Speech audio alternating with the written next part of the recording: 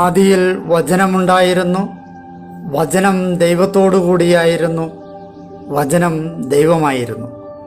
അവൻ ആദിയിൽ ദൈവത്തോടു കൂടിയായിരുന്നു. സമസ്തവും അവനിലൂടെ ഉണ്ടായി, ഒന്നും അവനെ കൂടാതെ ഉണ്ടായിട്ടില്ല. അവനിൽ ജീവനുണ്ടായിരുന്നു, ആ ജീവൻ മനുഷ്യരുടെ വെളിച്ചമായിരുന്നു. ആ വെളിച്ചം ഇരുളിൽ പ്രകാശിക്കുന്നു, അതിനെ കീഴടക്കുവാൻ ഇരുളിന് കഴിഞ്ഞില്ല.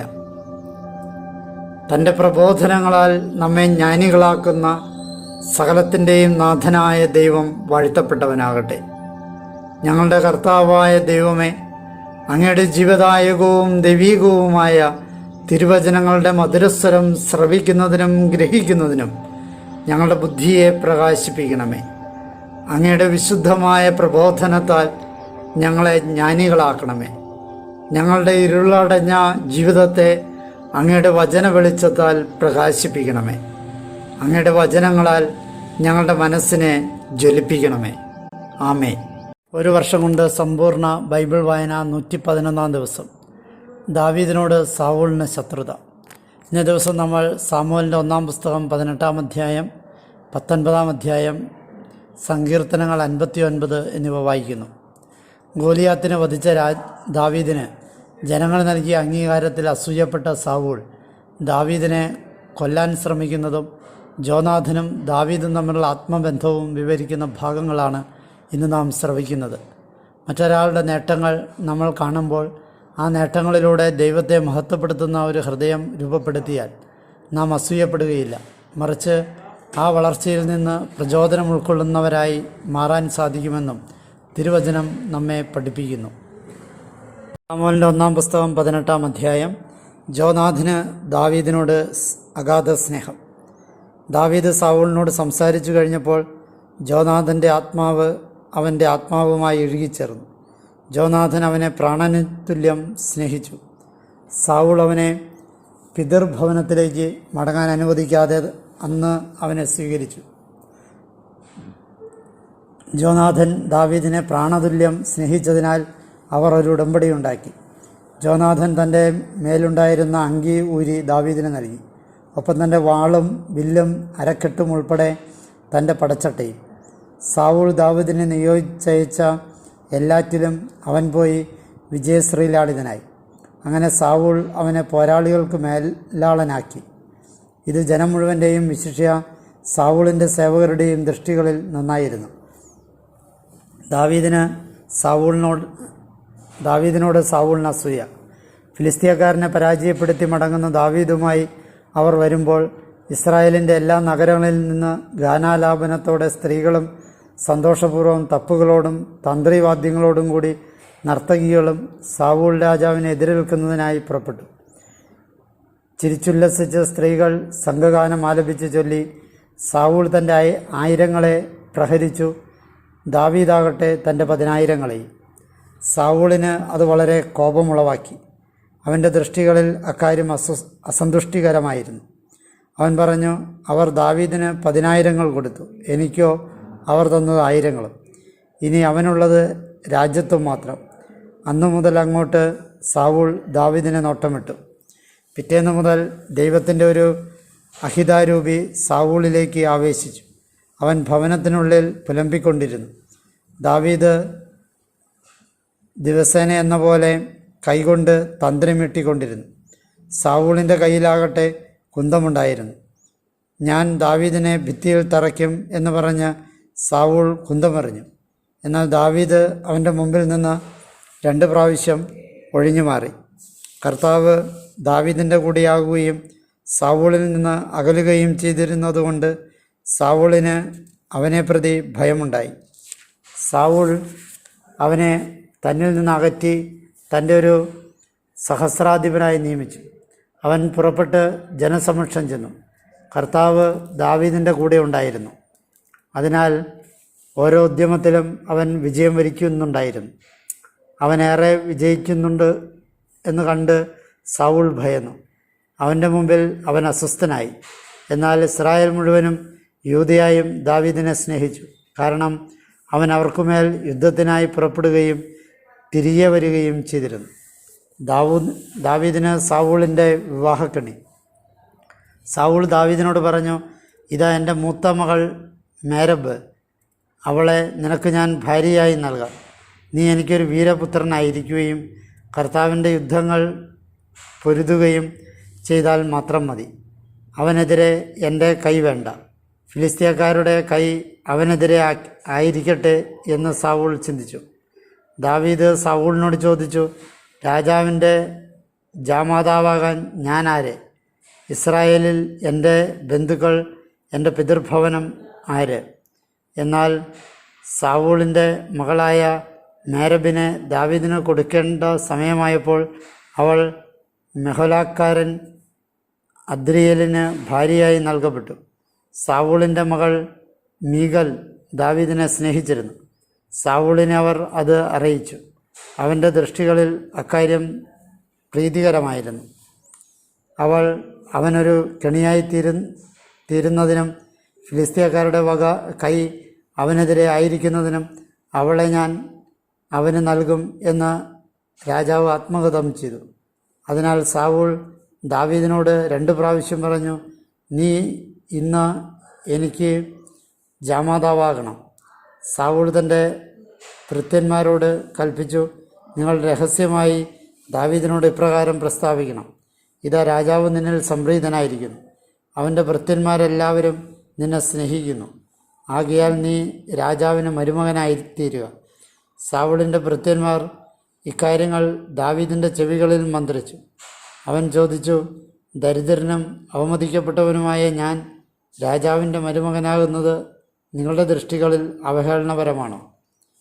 ദാവീദ് പ്രസ്താവിച്ചത് ഇങ്ങനെയൊക്കെയാണെന്ന് സാവൂളിൻ്റെ ഭൃത്യന്മാർ അവനോട് വിവരിച്ചു.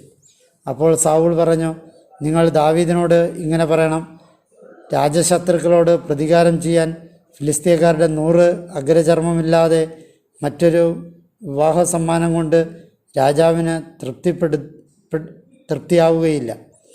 അങ്ങനെ ഫിലിസ്തീയക്കാരുടെ കൈകൊണ്ട് ദാവീദിനെ വീഴ്ത്താമെന്ന് സാവൂൾ കണക്കൂട്ടി. അവൻ്റെ ഭൃത്യന്മാർ ഇക്കാര്യങ്ങൾ ദാവീദിനെ അറിയിച്ചപ്പോൾ രാജാവിൻ്റെ മരുമകനാകുന്ന കാര്യം ദാവീദിൻ്റെ ദൃഷ്ടികളിൽ പ്രീതികരമായി. ദിവസങ്ങൾ പൂർത്തിയാകും മുമ്പേ ദാവീദ് ഒരുങ്ങി. അവനും അവൻ്റെ ആളുകളും പോയി ഫിലിസ്തീയക്കാരിൽ 200 പേരെ പ്രഹരിച്ചു. ദാവീദ് അക്കൂട്ടരുടെ അഗ്രചർമ്മങ്ങൾ കൊണ്ടുവന്നു. അവൻ രാജാവിന് മരുമകനാകാൻ വേണ്ടി അവർ രാജാവിന് അവ പൂർണ്ണമായും നൽകി. സാവൂൾ തൻ്റെ മകൾ മീകലിനെ അവന് ഭാര്യയായി നൽകി. കർത്താവ് ദാവീദിനോടുകൂടി ഉണ്ടെന്ന് സാവൂൾ കണ്ടറിഞ്ഞു. തൻ്റെ പുത്രി മീകൽ അവനെ സ്നേഹിക്കുന്നുവെന്നും സാവൂൾ അറിഞ്ഞു. ദാവീദിനെ പ്രതി സാവൂൾ വീണ്ടും മേൽക്കുമേൽ ഭയപ്പെട്ടു. പിന്നെ എക്കാലവും ദാവീദുമായി ശത്രുതയിലായി. ഫിലിസ്തീയ പ്രഭുക്കന്മാർ യുദ്ധത്തിനെതിരായി ഇറങ്ങി പുറപ്പെട്ടു. അവർ വന്നപ്പോൾ സാവൂളിൻ്റെ സകല ഭൃത്യന്മാരെയുംകാൾ ദാവീദ് വിജയശ്രീലാളിതനായി. തന്മൂലം അവൻ്റെ നാമം ഏറെ പ്രശംസയാർജിച്ചു. സാമുവേലിൻ്റെ 1-ാം പുസ്തകം 19-ാം അധ്യായം. ദാവീദിനു വേണ്ടി ജോനാഥൻ്റെ മാധ്യസ്ഥം. ദാവീദിനെ വധിക്കുവാൻ സാവൂൾ ജോനാഥനും തൻ്റെ എല്ലാ ദാസന്മാർക്കും നിർദ്ദേശം നൽകി. എന്നാൽ സാവൂളിൻ്റെ മകൻ ജോനാഥൻ ദാവീദുമായി ഏറെ മമതയിലായിരുന്നു. ജോനാഥൻ ദാവീദിനെ പ്രകാരം അറിയിച്ചു, എൻ്റെ പിതാവ് സാവൂൾ നിന്നെ കൊല്ലാൻ ശ്രമിക്കുകയാണ്. അതിനാൽ പ്രഭാതത്തിൽ നീ ജാഗ്രത പുലർത്തി ഒളിസ്ഥലത്ത് മറഞ്ഞിരുന്നാലും നീയുള്ള പ്രദേശത്ത് ഞാൻ വന്ന് എൻ്റെ പിതാവിൻ്റെ അരികെ നിന്നിട്ട് നിന്നെപ്പറ്റി ഞാൻ എൻ്റെ പിതാവിനോട് സംസാരിക്കാം.